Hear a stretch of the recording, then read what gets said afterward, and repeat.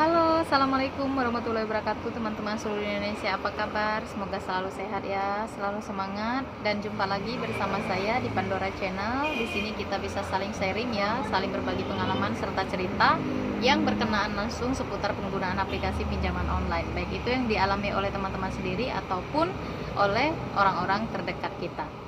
Dan di sini saya juga mewadahi untuk teman-teman yang membutuhkan tempat sharing ataupun tempat berbagi cerita, ya syukur-syukur saya bisa mengarahkan ke jalan ataupun langkah yang lebih baik seputar pengalaman atau permasalahan kalian dalam menggunakan aplikasi pinjaman online.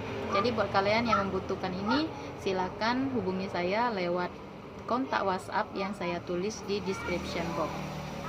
Jika ada waktu senggang, saya pasti sempatkan untuk membalas dan membaca pesan-pesan yang kalian kirimkan itu satu persatu. Dan tema kita pada hari ini, saya nggak terlalu panjang lebar ya untuk pembukaan. Tema kita hari ini yaitu membahas tentang 3 pengalaman dari teman kita yang sudah gagal bayar di 3 aplikasi pinjaman online dari 2019. Jadi 3 pengalaman ini dialami oleh 3 orang narasumber juga, dan mereka sama-sama baru memiliki dana ataupun baru memiliki kemampuan untuk mencicil ya, bukan membayar lunas tapi mencicil pinjaman mereka di aplikasi tersebut. Oke, kita simak aplikasi apa aja. Siapa tahu kalian juga sudah memiliki kemampuan untuk kembali membayar pinjaman online kalian yang sudah gagal bayar di beberapa tahun atau beberapa bulan yang lalu. Aplikasi pertama ini ada di Kredit Pintar. Kredit Pintar ini ternyata memang ya sudah menjalani ya prosedur yang diberikan oleh OJK, di mana mereka memberikan bunga maksimal itu di 100% nilai pokok. Jadi jika kalian memiliki hutang 1 juta di Kredit Pintar, maka bunga maksimal dari Kredit Pintar itu di 2 juta. Jadi bunga maksimalnya itu 1 juta, tagihan totalnya di 2 juta. Jadi nggak boleh lebih dari itu. Hutang kalian nggak akan beranak pinak menjadi membengkak sampai puluhan juta, enggak ya. Terus rekan kita ini akhirnya memiliki tagihan di Kredit Pintar dengan total tagihan ya, ditambah denda keterlambatan dan sebagainya, ini di 2.600.000. Total tagihan di 2.600.000 ini akhirnya bisa dinegosiasi lagi dengan hanya membayar pokoknya saja. Tagihan dengan total 2.600.000 ini berada di pokok pinjaman Rp1.200.000. Lantas bagaimana sih bisa mendapatkan kesepakatan seperti ini dan dengan cara mencicil pula?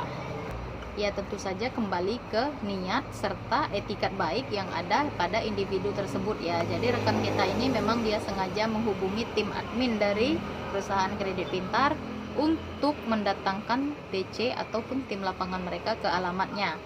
Jadi ini ada yang sedikit lucu ya saya anggap, karena kenapa? Di mana-mana selama ini yang saya temui itu debitur selalu ketakutan apabila didatangi di DC, tapi yang ini malah dia yang mengundang DC datang ke rumahnya.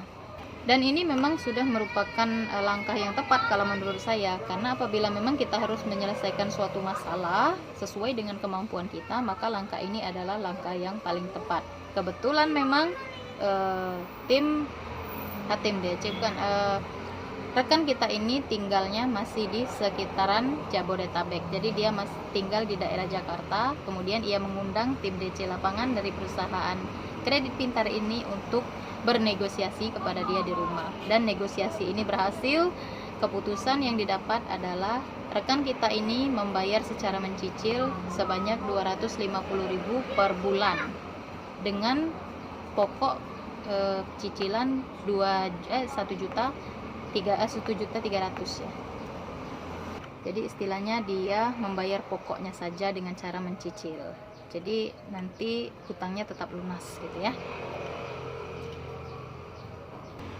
Next ada lagi pengalaman dari yang gagal bayar di Aku Laku dari tahun 2020 awal.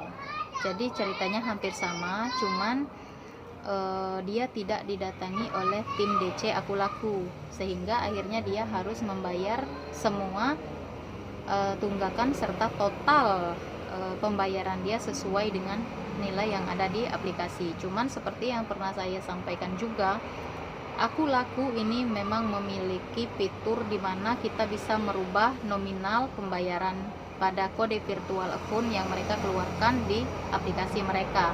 Jadi dengan virtual account angkanya segini-gini, Anda bisa merubah sendiri nominal uang yang bisa kalian bayarkan ke aplikasi mereka. Misalnya sesuai dengan kemampuan kalian bisa bayar 200.000 atau bisa bayar di bawah, itu pun juga tetap diterima oleh perusahaan mereka.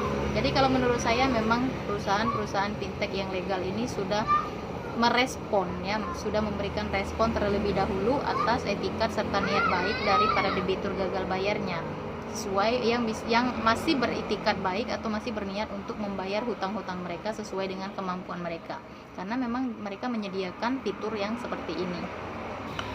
Kemudian ada satu lagi yang barusan juga sharing sama saya, masih di sekitaran Jabodetabek juga. Rekan kita ini memiliki cicilan yang gagal bayar sebesar nggak sampai 1 juta ya di Kredivo. Kredivo ini memang merupakan sebuah perusahaan pembiayaan multiguna yang biasanya kita menggunakan ini untuk membeli pulsa listrik, mengisi paket data gitu kan, membeli pulsa kayak gitu. Kebanyakan yang menggunakan Kredivo ini untuk penggunaan multiguna seperti ini. Tapi ya tidak jarang juga, apalagi untuk daerah-daerah tertentu, provinsi-provinsi tertentu yang memang diberikan limit pinjaman tunai hingga sampai kalau nggak salah sampai 30 juta ya. Jadi memang sangat amblas sekali kalau memang terjadi gagal bayar dengan pinjaman pokok sebesar itu. Yang Kredivo ini, debitur yang mengalami gagal bayar ini dari tahun 2019 juga, artinya ini sudah berjalan selama 2 tahun lebih, hampir 3 tahun juga. Dan kendala kenapa ia akhirnya tidak bisa membayar tagihannya ini dikarenakan akunnya di blok, tidak bisa digunakan. Cuman dia juga tidak bisa masuk lagi ke akun tersebut dikarenakan nomor handphone yang ia gunakan untuk mendaftar di akun tersebut itu sudah hilang atau tidak bisa digunakan lagi. Jadi otomatis dia juga tidak begitu mengerti untuk pengaturan ataupun cara penggantian nomor identitas pada akun Kredivo tersebut. Dia pun akhirnya menghubungi tim admin dari perusahaan Kredivo untuk memberikan dia solusi bagaimana cara dia bisa membayar lunas tagihannya. Ini sudah merupakan sebuah apresiasi yang sangat baik kalau menurut saya. Masih teringat ia dengan kewajiban dia beberapa tahun yang lalu yang sempat ia abaikan ya, karena memang kondisinya pada saat itu ia belum mampu membayar. Kemudian tagihan tersebut ia ingat kembali di tahun sekarang dan ia sudah memiliki dana untuk melunasi semua itu. Dan cara pelunasan yang akhirnya diterima oleh rekan kita ini yaitu dengan mengirimkan email kepada tim admin perusahaan Kredivo, kemudian ia diberikan nomor virtual account dan sempat juga tukar pikiran ataupun sharing kepada saya apakah nanti dengan cara saya membayar berdasarkan nomor virtual account ini tagihan saya akan lunas dan masuk ke sistem.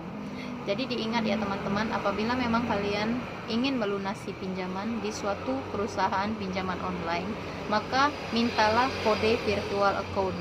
Karena dengan kode virtual account itu kita bisa tahu dana itu masuk ke akunnya siapa dan jumlahnya berapa. Apabila misalnya kita membayar via mobile banking, di sana kan akan tertera perusahaannya Kredivo, pinjaman atas nama ibu ini, misalnya Ani, misalnya atau Bapak Rahmat atau siapa gitu kan, dengan tagihan sebesar 350.000 misalnya gitu, itu jelas. Jadi pembayaran tersebut akan langsung masuk ke akun kita. Jadi apabila memang statusnya ini pelunasan, maka tagihan kita akan benar-benar lunas. Tapi jangan sekali-kali kalian ketika misalnya ingin melakukan pembayaran cuma dikasih nomor rekening atau kalian diberikan kwitansi dan memberikan uang cash kepada tim penagih ataupun tim adminnya, jangan sekali-kali, karena yang seperti inilah yang biasanya mengakibatkan double pembayaran ataupun double tagihan. Dan 3 referensi pengalaman ataupun niat baik dari teman-teman kita ini tadi sungguh sangat saya apresiasi sekali. Dan buat teman-teman yang masih juga belum memiliki dana yang cukup untuk melunasi pinjamannya, sabar saja, karena 3 referensi dari pengalaman teman-teman serta rekan kita yang 3 ini tadi cukup memberikan motivasi juga untuk kita yang memang belum bisa membayar pada saat ini. Mana tahu ya, untuk 6 bulan ke depan kondisi finansial kita sudah membaik, atau bahkan tahun depan kondisi finansial kita sudah membaik, jadi kita bisa melunasi pinjaman-pinjaman online kita itu satu persatu. Dan seperti yang sering saya ingatkan, diniatkan saja dari dalam hati dan diusahakan saja melalui usaha dan doa setiap hari. Karena apa? Gembok itu nggak akan diciptakan tanpa kuncinya. Jadi masalah itu diciptakan pasti ada solusinya, tinggal bagaimana cara kita menjalaninya. Kita bisa menjalani ini dengan cara baik-baik saja, ataupun kita bisa menjalani kondisi ini dengan tidak baik-baik saja. Semuanya ada pada diri kalian sendiri. Oh ya, dan perlu saya informasikan lagi, informasikan tambahan info untuk teman-teman semua yang nonton video ini sampai akhir. Ini pasti bisa menyimak ya, bisa mendapatkan tambahan infonya bahwasanya per 3 Juni 2021 OJK mengeluarkan 131 nama aplikasi pinjaman online yang legal dari 138 aplikasi pinjaman online yang ilegal. Per 3 Juni kemarin ini tinggal hanya tersisa 131, dan OJK pun menolak pendaftaran 7 perusahaan fintech yang mendaftarkan aplikasi pinjaman online mereka ke OJK. Jadi ada 7 perusahaan yang OJK tolak, dan ada 7 atau 8 perusahaan yang keluar dari lingkaran OJK. Jadi untuk hampir 10 perusahaan pinjaman online yang memundurkan diri dari OJK ini pernah saya bahas di video di bawah, jadi kalian cek aja.